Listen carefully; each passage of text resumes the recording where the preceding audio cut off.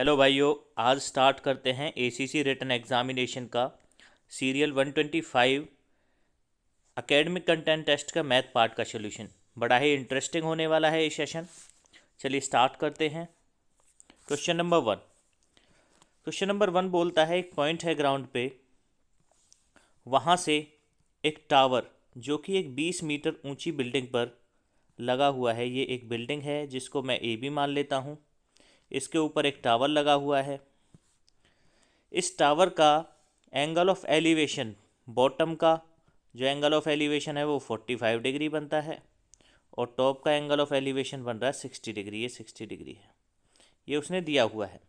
और वो पूछता है कि इस टावर की हाइट क्या है। अगर मैं इसको सी मान लूँ तो सी ये पूछ रहा है, ये सी ए क्या है। तो देखिए, अगर ये एंगल 45 डिग्री है तो tan 45 की वैल्यू होती है 1/1। मतलब जितना ये होगा परपेंडिकुलर उतना ही बेस होगा। तो ये 20 है तो ये बेस भी कितना हो जाएगा, 20 हो जाएगा। उसके बाद अब हम बात करते हैं इस पूरे ट्राइंगल की। पूरे ट्राइंगल में ये एंगल बन रहा है 60 डिग्री और tan 60 की वैल्यू होती है √3/1।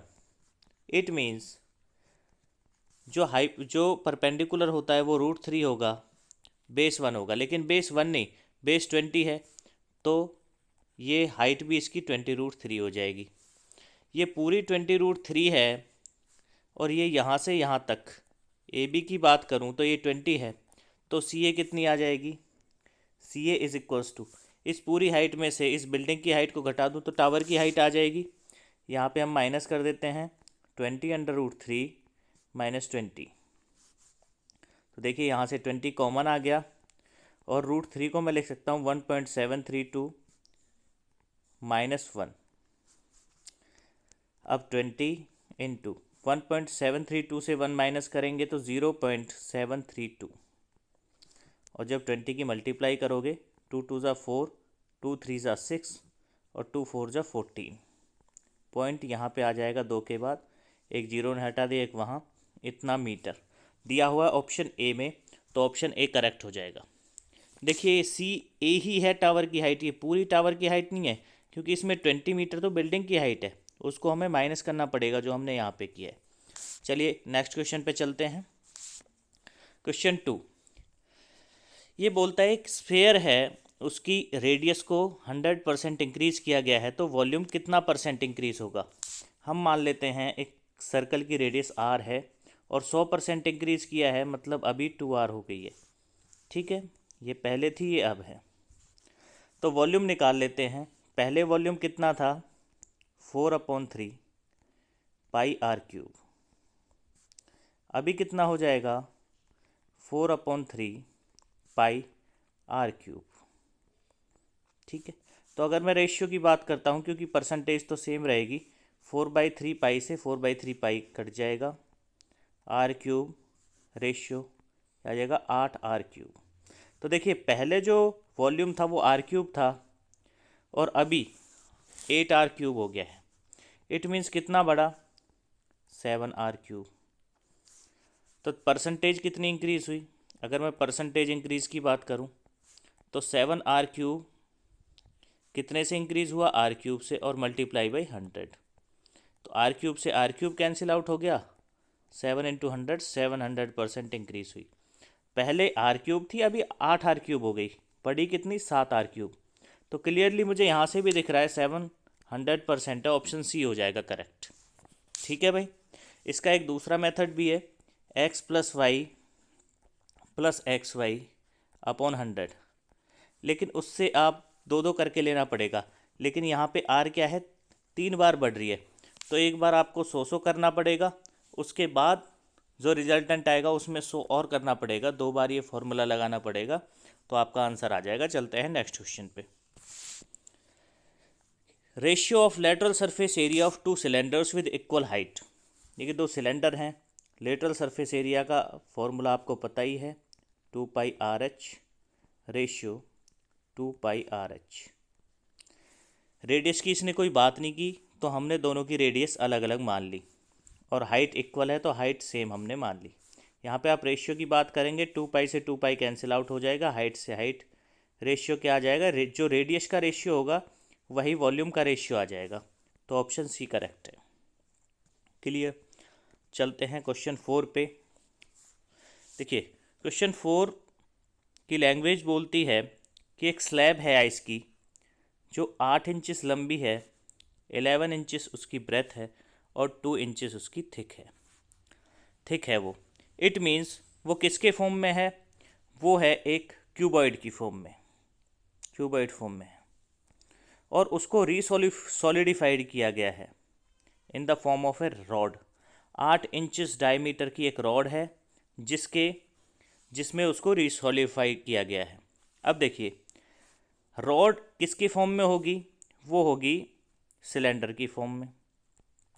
इट मीन्स दोनों का जो वॉल्यूम होगा वो सेम होगा। तो अब मैं यहाँ पे दोनों का वॉल्यूम सेम रख देता हूँ। देखिए क्यूबॉइड का वॉल्यूम कितना होता है? LBH, और ये क्या हो जाएगा? पाई आर स्क्वायर H। तो यहाँ पे उसने लेंथ पूछी है, H जो होगी वही लेंथ होगी। यहाँ पे लगा देता हूँ। L कितना है? 8 इंटू ब्रेथ 11 इंटू 2, हाइट हो गई, is equals to pi 12/7 R। अब देखिए R कितना हो जाएगा? डायमीटर का आधा, मतलब 4 इंटू 4 और इंटू H। ठीक है। अब देखिए 11 2 ज़ा 22 से 22 कैंसिल आउट, 4 से 8 2 टाइम्स कट गया, 2 से 4 2 टाइम्स, तो H इज इक्वल्स टू आ जाएगा 7/2। 7/2 मीन्स 3.5 इंचेस। किस में दिया हुआ है भाई? ऑप्शन सेकेंड में। ऑप्शन सेकेंड करेक्ट है। क्वेश्चन 5, ये हैंस और काउस वाला क्वेश्चन है देखिए, और मैंने ये कराया हुआ है आपको, शॉर्ट वीडियो में भी कराया है। बड़ा ही इंपॉर्टेंट पैटर्न है। देखिए एक आदमी के पास कुछ हैंस हैं कुछ काउस हैं जिनके हेड्स जो हैं वो 48 है। अब देखिए जितने हेड होंगे उतनी ही काउ और हैन दोनों मिलके होंगी। उसके बाद अगर हम बात करें हैन और काउ की, तो हैन के कितने लेग होते हैं? 2।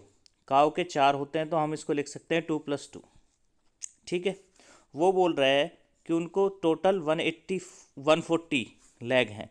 तो अगर 48 हेड होंगे, तो अगर हम लेग काउंट करें 2-2 से, सबके 2-2 तो होंगे ही, तो लेग कितने हो जाएंगे? 96। लेकिन वो बोल रहा है कितने हैं? 140 लेग हैं। तो कितने लेग एक्स्ट्रा हैं हमारे पास? अगर हम सब्सट्रैक्ट करेंगे तो 4 और यहाँ से 44 लेग्स ये एक्स्ट्रा हैं। ये एक्स्ट्रा लेग किसकी वजह से हैं? काव के जो 2 लेग हमने काउंट नहीं किए, इनकी वजह से। तो अगर मैं इन 2 से 44 को डिवाइड कर दूं तो क्या आ जाएगा मेरे पास? काव, क्योंकि ये सारे 44 जो लेग हैं वो किसके हैं? काव के। तो काव कितनी आ गई? 22 काउस। उसने किसका पूछा है? हैंस का। टोटल 48 हैं जिनमें से 22 काव हैं, तो बची कितनी? 26 क्या हो जाएंगी? हैंस। तो भाई ऑप्शन 4 करेक्ट हो जाएगा। क्लियर है। चलते हैं नेक्स्ट क्वेश्चन पे। Question number 6, how many times in a day are the hands of a clock in straight line but opposite in direction? देखिए ये बात कर रहा है जो क्लॉक है उसके हैंड्स अपोजिट डायरेक्शन में होने चाहिए और स्ट्रेट होने चाहिए, मीन्स ऐसे होने चाहिए। जब बिल्कुल 6 बजते हैं तो घंटे वाली जो सुई होती है वो 6 पे होती है और मिनट वाली 12 पे होती है। ठीक है भाई। तो देखिए ये होते हैं टोटल 22 क्यों होते हैं? 24 क्यों नहीं होते? 24 इसलिए नहीं होते क्योंकि 5 से लेके और 7 बजे के बीच में ये 6 बजे पे ही एक दूसरे के बिल्कुल अपोजिट आती है। तो ये 2 घंटों में ये एक बार ही आती है इसके बीच में, इसलिए कितने होते हैं? 22 होते हैं, वरना ये 24 होने थे। क्लियर है भाई? क्योंकि ये 24 घंटे की बात कर रहा है, एक दिन की बात कर रहा है। क्योंकि 12 घंटे में एक बार आएगी, तो एक यहाँ पे कम हुआ, 2 घंटों में एक आ रही है, और 24 घंटों में 2 कम हो जाते हैं 24 से, इसलिए 22 हो गए। ऑप्शन बी करेक्ट है। क्वेश्चन नंबर 7, देखिए बड़ा ही अच्छा क्वेश्चन है। 3 आइडेंटिकल कोन्स हैं जिनकी बेस रेडियस सेम है और वो उनके रेस्पेक्टिव बेसिस पे रखे हुए हैं और एक दूसरे को टच कर रहे हैं, और दोनों को टच कर रहा है एक। तो देखिए अगर मैं ये कौन बनाऊं, ये इसका बेस है, ए बी मान लेता हूँ इसको, ए बी इसका बेस है। अब इसका जो बेस रेडियस है वो सेम है, तो ये क्या हो जाएगा, इसका डायमीटर, ये हो जाएगा 2r। सेम दूसरा जो कौन है उसका बेस ये है, इसको बी सी मान लेता हूँ, और इसका भी जो ये पूरी लेंथ है ये डायमीटर है, और ये हो जाएगा 2r। सेम तीसरा ये है, इसका बेस ये है ए सी, और इसका भी डायमीटर कितना हो जाएगा 2r, जो इसकी लेंथ है। अब देखिए तीनों आइडेंटिकल हैं, तीनों का बेस सेम है, तभी तो ये 2r हुए, और 2r हुए इट मीन्स ये इक्विलेटरल ट्राइंगल बन गया जिसकी तीनों साइड बराबर हैं। ठीक है, अब वो बोलता है इसके वर्टेक्स को मिलाता हुआ एक सर्कल बनाता है, ऐसे तीनों वर्टेक्स से मिला दिया, एक सर्कल बना दिया, और पूछता है कि जो सर्कल की रेडियस होगी वो कौन की रेडियस से छोटी होगी, इक्वल होगी, लार्जर होगी, और हाइट पे डिपेंड करेगी। तो देखिए हम देख लेते हैं इसमें।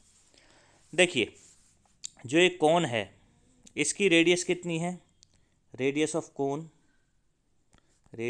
कोन आर है। अब हम रेडियस की बात करते हैं इस सर्कल की। तो देखिए इक्विलेटरल ट्राइंगल के चारों तरफ बना हुआ है, मीन्स सर्कम सर्कल है, और इक्विलेटरल ट्राइंगल के सर्कम सर्कल की जो रेडियस होती है, जिसको हम सर्कम रेडियस बोलते हैं, सर्कम रेडियस, वो क्या होती है, वो होती है a/√3, और a यहाँ पे क्या है 2r, ये तीनों साइड्स, तो इसको हम लिख सकते हैं 2r डिवाइडेड बाई √3। तो देखिए ये जो √3 है इसकी वैल्यू होती है 1.73। अगर ये यहाँ पे 1.73 होता तो इसकी वैल्यू r आती, लेकिन 1.73 से ज़्यादा है तो एक से ज़्यादा बार कटेगा ये, इट मीन्स इसकी जो वैल्यू आएगी वो r से ज़्यादा आएगी, और ऑप्शन कौन सा करेक्ट हो जाएगा, ऑप्शन सी करेक्ट हो जाएगा। इसकी जो रेडियस आएगी सर्कम रेडियस वो r से ज़्यादा होगी। ठीक है, चलते हैं अगले क्वेश्चन पे, क्वेश्चन नंबर 8।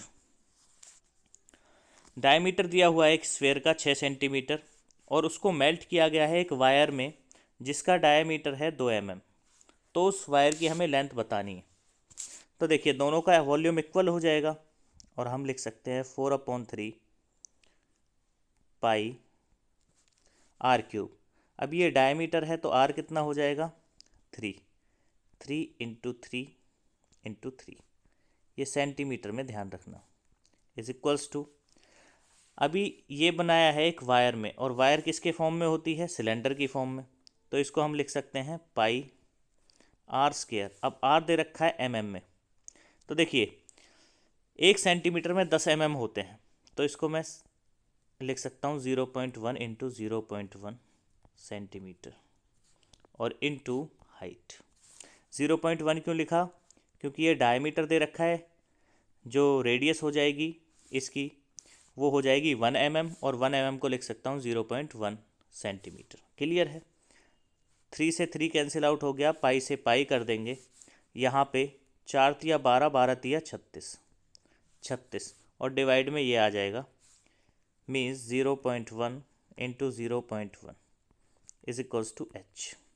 तो हम h को लिख सकते हैं, इनका पॉइंट हटाएंगे, 1 0 यहाँ से, 1 0 यहाँ से, 3600 सेंटीमीटर, लेकिन ऑप्शन में दिया हुआ है मीटर में, 1 मीटर में 100 सेंटीमीटर होते हैं, तो 3600 डिवाइडेड बाई 100, 20 से 20 cancel out, 36 metre. Option number C correct हो जाएगा। चलते हैं नेक्स्ट क्वेश्चन पे, क्वेश्चन नंबर 9। क्वेश्चन नंबर 9 देखिए, एक 20 मीटर गहरा कुआं है, वेल है, जिसका डायमीटर 7 मीटर है, उसको खोदा गया है, और खोद के जितनी भी मिट्टी उसमें से निकली है उसको एक प्लेटफॉर्म बनाया गया है, और जिसकी लंबाई 22 मीटर और चौड़ाई 14 मीटर है। तो हाइट बतानी है उस प्लेटफॉर्म की कितनी होगी। तो देखिए जितनी मिट्टी उसमें से निकाली गई, जो उसका वॉल्यूम होगा वो इस प्लेटफॉर्म में जितनी मिट्टी आई है उसका वॉल्यूम होगा। इट मीन्स वो जो प्लेटफॉर्म बनाया गया है वो क्यूबॉइड की फॉर्म में बनाया गया है, तो हम दोनों का वॉल्यूम इक्वल रख देते हैं। देखिए ये हो जाएगा, ये सिलेंड्रिकल फॉर्म में होगा वेल, तो ये हो जाएगा पाई आर स्क्वेयर, आर हो जाएगा 7/2 क्योंकि 7 डायमीटर है, pi r square into h, h है 20 is equals to l b h, l 22 है, बी 12 है और हमें उसकी हाइट निकालनी है। ठीक है, देखिए 7 से 7 कैंसिल आउट हो गया, 22 से 22 कैंसिल आउट हो गया, 7 से 14 2 टाइम्स कैंसिल आउट हो गया, 2 से 20 10 बार कैंसिल आउट हो गया और इस 2 से 10 5 टाइम्स कैंसिल आउट हो गया। तो 5/2 यहाँ पे बचा, तो हम लिख सकते हैं 5/2 इज इक्वल्स टू एच, और h इज इक्वल्स टू 5 का आधा कितना होता है 2.5, तो 2.5 metre. Option number A correct हो जाएगा। चलते हैं क्वेश्चन 10 पे। 10 बोलता है दो पॉजिटिव नंबर हैं जिनका HCF 12 है और उनका प्रोडक्ट 6336 है, तो उसके कितने पेयर बनेंगे उन नंबर्स के, वो बताना है हमें। ठीक है, देख लेते हैं। देखिए HCF 12 है, तो हम मान लेते हैं जो पहला नंबर है वो होगा 12x और दूसरा नंबर होगा 12y। तो 12x into 12y is equals to, दोनों का मल्टीप्लाई कितना दे रखा है 6336। तो यहाँ से XY निकाल लेते हैं। ये XY क्या है, को प्राइम फैक्टर है, 6336 डिवाइडेड बाई 12 इंटू 12। 12 से इसको काटिए, 12 5 ज़ा 60, 12 2 ज़ा 24 एंड 12 8 ज़ा 96। 12 से फिर काटिए, 12 4 ज़ा 48, 12 4 ज़ा 48। इट मीन्स एक्स और वाई जो को प्राइम फैक्टर आए उनकी मल्टीप्लाई आई 44। अभी 44 के हमें फैक्टर बनाने हैं, तो देखिए 44 के फैक्टर यहाँ पे बनाता हूँ।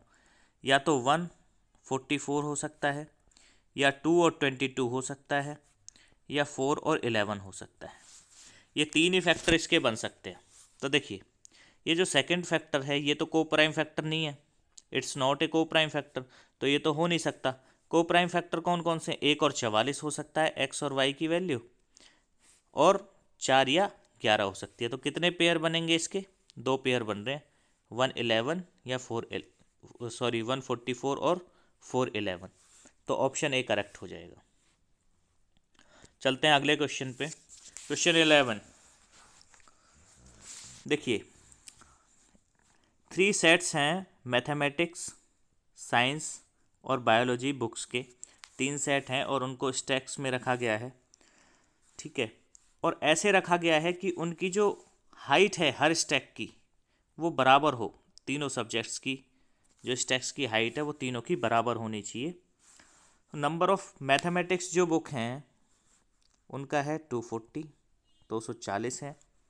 जो साइंस की बुक हैं वो 960 हैं, और जो बायोलॉजी की बुक हैं वो 1024 हैं, 1024। अब उसने बोला है कि the number of stacks of mathematics, science and biology books, वो तीनों के स्टैक्स की नंबर पूछ रहा है और बोल रहा है कि सेम थिकनेस होनी चाहिए, मीन्स उनमें सेम बुक होनी चाहिए। तो हम क्या करेंगे, उनका HCF निकाल लेते हैं।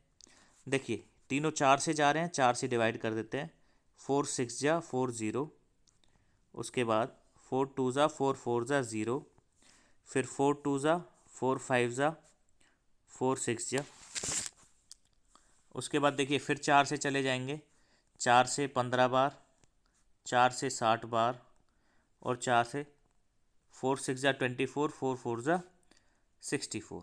अभी देखिए तीनों नंबर किसी से जा रहे हैं, तीनों नंबर किसी से नहीं जा रहे। इट मीन्स ये जो HCF आया है ये एक स्टैक्स में बुक्स की नंबर हो गया, मीन्स 4 4 इंटू 4 16, एक स्टैक में 16 बुक्स होंगी सभी की, और ये आ गए आपके स्टैक्स का नंबर। मैथ के कितने स्टैक बनेंगे 15, साइंस के 60, बायो के 64।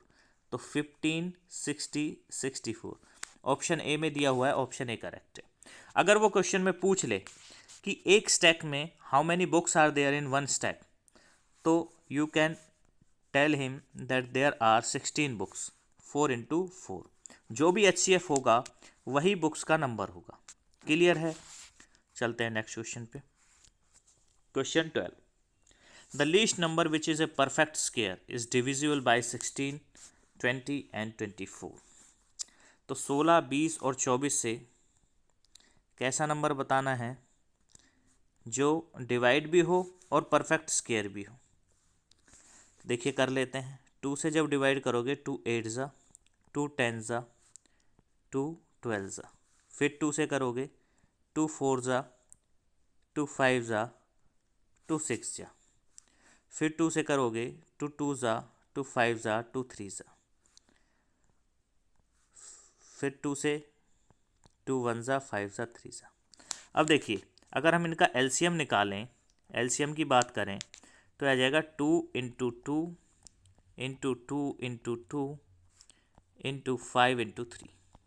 अब हमें इस HCF का कोई ऐसा नंबर देखना पड़ेगा जिसमें डुप्लीकेट बन रहा हो, मीन्स 2 2 का पेयर बन रहा हो, क्योंकि हमें स्क्वायर नंबर चाहिए। तो देखिए 2 का यहाँ से पेयर बन रहा है तो इसकी हमें ज़रूरत नहीं है, यहाँ से भी ज़रूरत नहीं है। हमें किसकी ज़रूरत है? एक 5 की यहाँ से ज़रूरत है, सो दैट पेयर बन जाए। 5 की मल्टीप्लाई इसमें करनी पड़ेगी और किसकी करनी पड़ेगी? 3 की करनी पड़ेगी।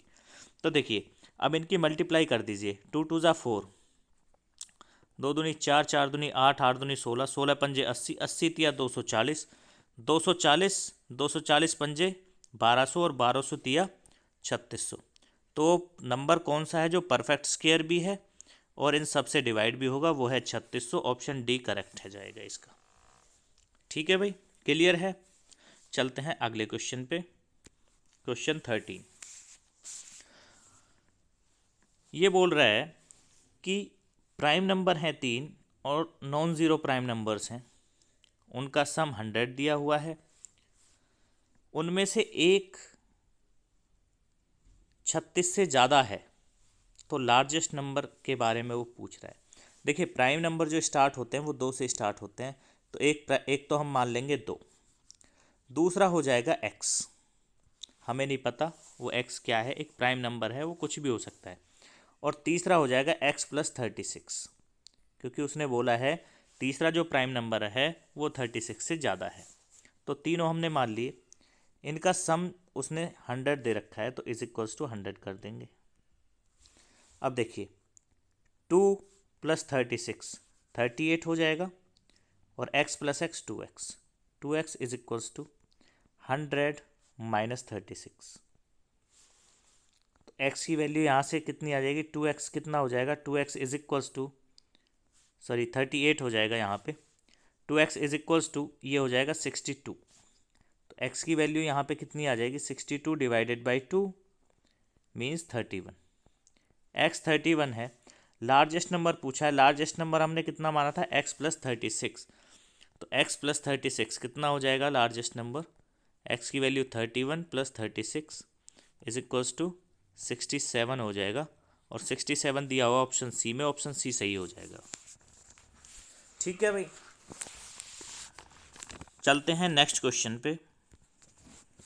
क्वेश्चन 14 देखिए क्वेश्चन बोलता है कि एक नंबर है जिसको 15 से डिवाइड करते हैं तो 5 रिमाइंडर देता है, 25 से डिवाइड करते हैं तो 15 रिमाइंडर देता है, और 35 से डिवाइड करते हैं तो 25 रिमाइंडर देता है। तो देखिए इस केस में आप देखेंगे 15 से डिवाइड कर रहे हैं तो 5 रिमाइंडर दे रहा है, 25 से डिवाइड कर रहे हैं तो 15 रिमाइंडर दे रहा है, और 35 से डिवाइड कर रहे हैं तो 25 रिमाइंडर दे रहा है। मीन्स जब हम इन दोनों को घटाएंगे तीनों को तो 10 10 हमारे पास बचेगा, मीन्स सेम रिमाइंडर वाला कंसेप्ट है। सेम रिमाइंडर बच रहा है ईच केस में। तो सबसे पहले हम तीनों का एलसीएम ले लेते हैं, 15, 25 और 35 का। देखिए एलसीएम लेने की एक ट्रिक बता देता हूँ मैं आपको। इसको 3 × 5 लिखिए, इसको 5 × 5 लिखिए, इसको 5 × 7 लिखिए। अब यहाँ पे एलसीएम लिखेंगे हम तीनों का, एलसीएम। देखिए 5 सब में कॉमन है, 5 को निकाल के यहाँ लिख दीजिए। अब यहाँ पे 3 लिख दीजिए। अब देखिए यहाँ पे 5 ऑलरेडी हमने ले रखा है, छोड़ दीजिए, लेकिन ये दूसरा 5 है, ठीक है, तो ये ले लीजिए। और 7 यहाँ पे सिंगल है तो 7 ले लीजिए। अब ये इसका हो जाएगा एलसीएम। मल्टीप्लाई करो, 5 3 ज़ा 15, 15 5 ज़ा 75, और 75 7 ज़ा जब आप करोगे, 7 5 ज़ा 35, 7 7 ज़ा 49 और 3 52, 525 इसका एलसीएम आ जाएगा। ये एलसीएम निकालने की बहुत ज़बरदस्त ट्रिक है। ठीक है भाई, 525 एक ऐसा नंबर है जो इन तीनों से अगर डिवाइड करें तो रिमाइंडर ज़ीरो दे, लेकिन हमें इससे डिवाइड करने पे 5 रिमाइंडर चाहिए, इससे 25 से डिवाइड करने पे 15 चाहिए, और 35 से डिवाइड करने पे 25 चाहिए। तो अगर मैं 525 में से 10 घटा दूंगा तो यही रिमाइंडर आएंगे, तो कितना आएगा 515। तो इसका आंसर कितना हो जाएगा 515, ऑप्शन ए में दिया हुआ है। क्लियर है भाई? चलिए नेक्स्ट क्वेश्चन पे। चलिए क्वेश्चन नंबर 15, बहुत ही अच्छा क्वेश्चन एसीसी में पूछा गया है। देखिए इस क्वेश्चन को आप एक बार, बहुत ही बेहतरीन क्वेश्चन है और थोड़ा कॉम्प्लेक्स है, लेकिन हम कॉम्प्लेक्स को भी सिंपल बना देंगे। चलिए स्टार्ट करते हैं। One of the two students, दो स्टूडेंटों में से एक ने क्या किया, क्वाड्रेटिक इक्वेशन को सॉल्व कर रहा था, तो उसने कांस्टेंट टर्म को इनकरेक्ट ले लिया और उसके जो रूट थे वो 3 और 2 आ गए। रूट 3 और 2 आने का मतलब x की वैल्यू 3i और x की वैल्यू 2i। ठीक है भाई, it means x minus 3 into x minus 2 is equals to 0। इन दोनों में से एक जीरो हुआ होगा। अगर मैं इसकी क्वाड्रेटिक इक्वेशन बनाऊं, x square minus 5x plus minus 6 sorry plus 6 is equals to 0, ये आएगी। ठीक है, फिर वो बोलता है, और जो दूसरा है उसने कॉपी किया एक्स स्क्वायर के कोफिशिएंट को, कांस्टेंट को, कांस्टेंट टर्म और कोफिशिएंट ऑफ एक्स स्क्वायर। जो कांस्टेंट था वो -6 और जो कोफिशिएंट था एक्स स्क्वायर का वो 1 रेस्पेक्टिवली। तो करेक्ट रूट उसके बताने हैं। ठीक है, देखिए यहाँ पे एक्स स्क्वायर का कोफिशिएंट कितना आया 1, और यहाँ पे सी की वैल्यू कितनी आई, जो कांस्टेंट है सी कितनी आई 6, ये दोनों वैल्यूज़ आ गई। लेकिन वो बोलता है जो करेक्ट है वो क्या है, ये तो सेम है लेकिन सी की वैल्यू कितनी है -6। तो हम इसकी जगह -6 यहाँ पे रख देंगे इस इक्वेशन में, x square minus 5x minus 6 is equals to 0। अब इसके फैक्टर बनाएंगे, तो ऐसे नंबर सोचिए जिनका सम -5 हो और मल्टीप्लाई -6 हो। तो x square minus 6x plus x minus 6 is equals to 0। -6 और +1 है, तो x यहाँ से कॉमन लिया तो ये बचेगा x माइनस 6, +1 यहाँ से कॉमन लिया, ये भी x minus 6 is equals to 0। तो यहाँ पे x प्लस 1 और x प्लस 6 आ जाएगा, sorry x minus 6 is equals to 0। तो इन दोनों में से कोई ना कोई ज़ीरो रहा होगा, तो x की वैल्यू कितनी आ जाएगी, यहाँ से आएगी x इज इक्वल्स टू -1 और यहाँ से आएगी x इज इक्वल्स टू 6। तो जिस भी ऑप्शन में ये वैल्यू दे रखी है, ऑप्शन डी में दे रखी है, कांस्टेंट की वैल्यू 6, सॉरी एक 6 वैल्यू दे रखी है, एक -1 वैल्यू दे रखी है, ऑप्शन डी करेक्ट हो जाएगा। ठीक है भाई, चलते हैं अगले क्वेश्चन पे। Question number 16, the value of x for which the polynomial x square -1 and x square -2x plus 1 vanish simultaneously. वो बोल रहा है x की किस वैल्यू के लिए ये दोनों वैनिश हो जाएंगे, मीन्स इनका जो वैल्यू है वो ज़ीरो हो जाएगी। तो देखिए हम दोनों को लिख लेते हैं, एक्स स्क्वायर -1 और एक्स स्क्वायर -2x प्लस 1, ये ज़ीरो हो जाएगी किस वैल्यू के लिए।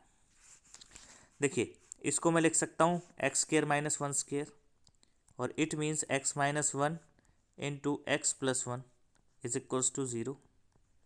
ठीक है भाई, इसको देखो ये हो गया a square plus b square minus 2ab, तो इसको लिख सकता हूँ x -1 का whole square is equals to 0, और x -1 into x -1 is equals to 0। तो यहाँ से x की वैल्यू, यहाँ से तो 1 ही आएगी, x इज इक्वल्स टू 1 ही आएगा। तो यहाँ तो x की वैल्यू 1 पे ही 0 हो रहा है, और यहाँ पे भी x की वैल्यू 1 पे और -1 पे, ये दोनों पे 0 हो रहा है। लेकिन हमें वो वैल्यू चाहिए जिस पे दोनों एक साथ 0 हों। तो दोनों मीन्स दोनों का HCF एक टाइप से तो किस वैल्यू पे दोनों एक साथ ज़ीरो होंगे? 1 की वैल्यू पे दोनों एक साथ ज़ीरो होंगे, तो ऑप्शन डी करेक्ट हो जाएगा। क्लियर है? क्योंकि 1 की वैल्यू पे ये भी ज़ीरो है, ये भी ज़ीरो है। -1 की वैल्यू पे यही ज़ीरो होगा, ये ज़ीरो नहीं हो पाएगा। और उसने बोला है साइमल्टेनियसली, एक साथ। सो x इज इक्वल्स टू 1 इसका आंसर होगा ऑप्शन डी। क्वेश्चन नंबर 17 देखिए, एक सर्कुलर फील्ड है जिसका जो सरकमफेरेंस है वो 360 है। 2 साइकिलिस्ट हैं, सुमित और जोहन। वो एक साथ स्टार्ट करते हैं। सुमित 12 किलोमीटर प्रति घंटे से और जोहन 15 किलोमीटर प्रति घंटे की रफ्तार से। तो वो एक साथ कब मिलेंगे उसने पूछा है। ठीक है, देखिए 360 किलोमीटर का डिस्टेंस है, तो सुमित को कितना टाइम लगेगा 15 की स्पीड से? 15 2 ज़ा 30 एंड 15 4 ज़ा 60, 24 आवर उसको कंप्लीट करने में। और जोहन को कितना टाइम लगेगा? 360 डिवाइडेड बाई 15, सॉरी ये 12 है, करेक्शन है इसमें। देखिए 360 किलोमीटर का डिस्टेंस है और जो सुमित है, सुमित 12 किलोमीटर प्रति घंटे की रफ्तार से जा रहा है, तो इसको लगेंगे 30 आवर्स। और जो जोहन है इसको भी 360 किलोमीटर कवर करना है, लेकिन इसकी स्पीड जो है वो 15 है, तो 15 से ये जाएगा 24 आवर में। ये कंप्लीट कर देगा, ये 30 घंटे में कंप्लीट कर देगा, ये 24 घंटे में कंप्लीट कर देगा। ठीक है, अभी हमें बताना है कि ये दोनों एक साथ किस पॉइंट पे मिलेंगे। ठीक है, कितने घंटे बाद मिलेंगे? तो इन दोनों का जो एलसीएम होगा वही इसका आंसर होगा। तो एलसीएम हम निकाल लेते हैं। एलसीएम निकालने की ट्रिक मैंने अभी आपको बताई थी। इसको लिखो 6 इंटू 5, इसको लिखो 6 इंटू 4। यहाँ पर 6 कॉमन है दोनों में, 6 लिख लीजिए। फिर यहाँ से 5 लिख लीजिए और फिर यहाँ से 4 लिख लीजिए। 6 5 ज़ा 30, 4 ज़ा 120, 120 आर के बाद ये दोनों मिल जाएंगे, तो ऑप्शन डी करेक्ट हो जाएगा। क्लियर है भाई? क्योंकि उसने टाइम पूछा था इसलिए हमने दोनों का टाइम निकाला और दोनों का टाइम का एलसीएम निकाला। एलसीएम निकालने का तरीका बहुत ही बेहतरीन तरीका मैंने आपको बता दिया है। चलते हैं नेक्स्ट क्वेश्चन पे। Question 18, a person crosses 600 metre एक लंबी स्ट्रीट को 5 मिनट में पार करता है, उसकी स्पीड किलोमीटर पर आवर में बतानी है। तो देखिए 600 मीटर, इसको किलोमीटर में बदल लीजिए, डिवाइड में 1000 कर दिया। 5 मिनट में पार करता है, डिवाइड में 5 कर दीजिए और इसको आर में बदल लीजिए, 5/60। तो देखिए 3 जीरो से ये तीनों जीरो कट गई, ये आ गया 36/5 और 36/5 का मतलब 7.2 kilometre per hour. Option B correct है, ऑप्शन बी हो जाएगा। क्लियर है भाई? इतनी फास्ट कैलकुलेशन आपकी होनी चाहिए। क्वेश्चन 19, एक अच्छा सवाल है।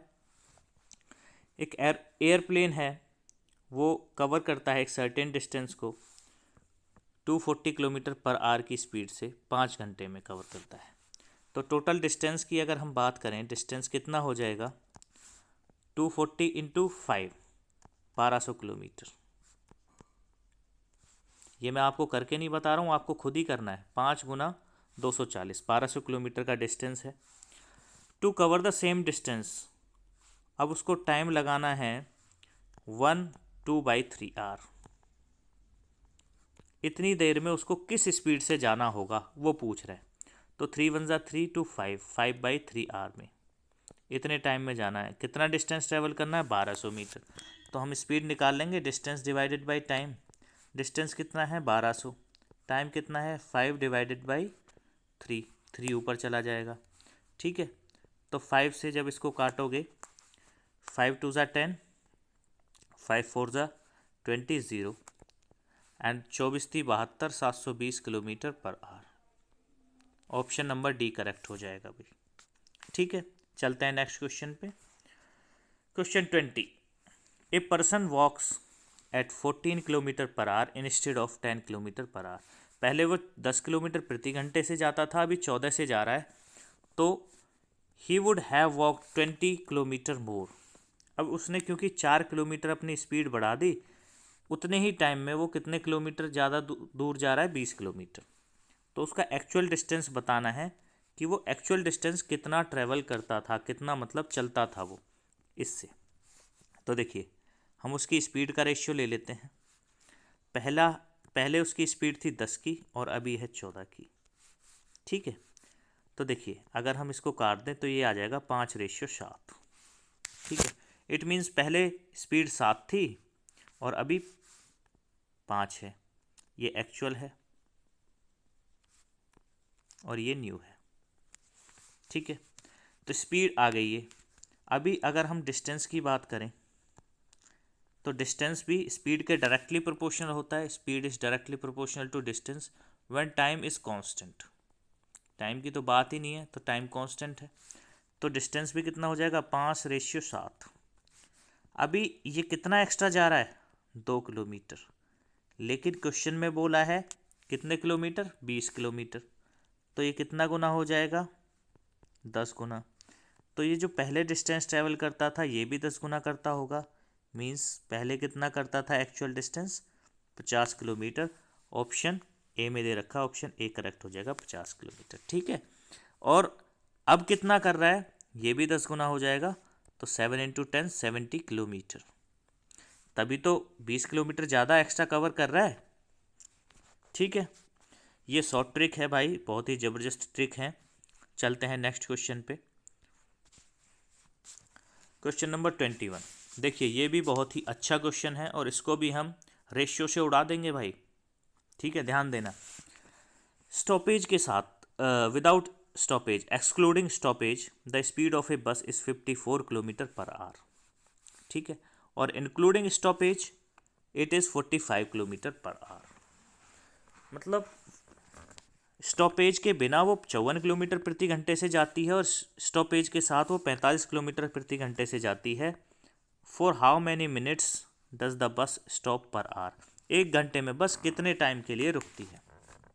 तो देखिए यहाँ पे डिस्टेंस कांस्टेंट है, तो हम बस का एक्सक्लूडिंग स्टॉपेज और इंक्लूडिंग स्टॉपेज दोनों की स्पीड का रेशियो ले लेते हैं। एक्सक्लूडिंग स्टॉपेज 54 है और इंक्लूडिंग स्टॉपेज 45 है। दोनों को काट दीजिए, रेशियो ले लीजिए। 9 6 जा 44 और 9 5 जा 45। क्लियर है। अब देखिए ये तो आ गया इनकी स्पीड का रेशियो। अभी हम बात करें इनके टाइम के रेशियो की, क्योंकि डिस्टेंस यहाँ पे कांस्टेंट है। तो टाइम का रेशियो रिवर्स हो जाता है, 5:6। और इस 6 को मैं लिख सकता हूँ 5:1, सॉरी, या 5+1 लिख सकता हूँ भाई 6 को। इसका मतलब ये है कि बिना रुके वो 5 घंटे जाती थी और इंक्लूडिंग स्टॉपेज के साथ वो 6 घंटे चलती थी। 6 घंटे में वो अगर हम बात करें तो चलती थी 5 घंटे और 1 घंटे का स्टॉपेज लेती थी। उसी स्टॉपेज की वजह से उसकी जो स्पीड थी वो कम हो गई। ठीक है, तो पूछ रहा है इस 60 मिनट में उसने कितने मिनट का स्टॉपेज लिया। तो देखो 6 मिनट में कितने मिनट का स्टॉपेज लिया, 1 मिनट का, 1 मिनट का। तो 1 घंटे में पूछ रहा है, इट मीन्स 60 मिनट में। तो कितने गुना हो गया, 10 गुना। तो कितने मिनट का स्टॉपेज लेगा, ये भी स्टॉपेज 10 मिनट का होगा, मतलब 10 मिनट का स्टॉपेज उसने लिया। तो ऑप्शन नंबर क्या हो जाएगा, ऑप्शन बी करेक्ट हो जाएगा। इट मीन्स चली कितनी वो चली 50 मिनट बस। एक्चुअल में 50 मिनट चली थी और उसका टाइम वेस्ट हो गया बस स्टॉप पे 10 मिनट रुकने के चक्कर में। क्लियर है भाई, बड़ा ही इंटरेस्टिंग क्वेश्चन था और हमने देखो ये सेकंडों में उड़ा दिया। अगर आपकी प्रैक्टिस होगी तो विद इन सेकंड आप इसको कर सकते हो, वरना इक्वेशन में फंस